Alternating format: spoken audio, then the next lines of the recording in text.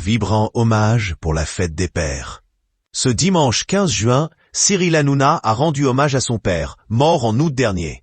L'été dernier, celui qui est attendu à l'antenne de W9 a perdu un être cher, Ange, son père.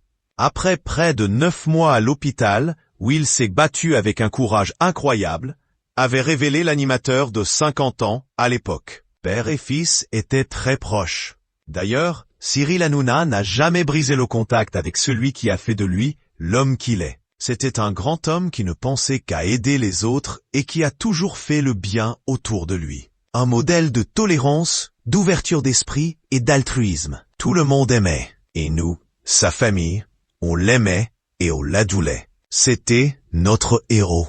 Et le héros de beaucoup de gens à qui il a sauvé la vie, avait-il écrit en hommage à son père. Ce dimanche 15 juin, à l'occasion de la fête des pères, Cyril Hanouna s'est emparé de ses réseaux sociaux pour rendre hommage à son père. Sur sa story Instagram, le papa de Bianca et Lino a partagé une tendre photo de son père disparu. « Mes chéris, c'est la fête des pères OJ, et forcément je pense à mon papa qui nous a quittés l'été dernier. » écrit-il. Il était juste exceptionnel et il n'y a pas un jour où les gens ne me parlent pas de lui.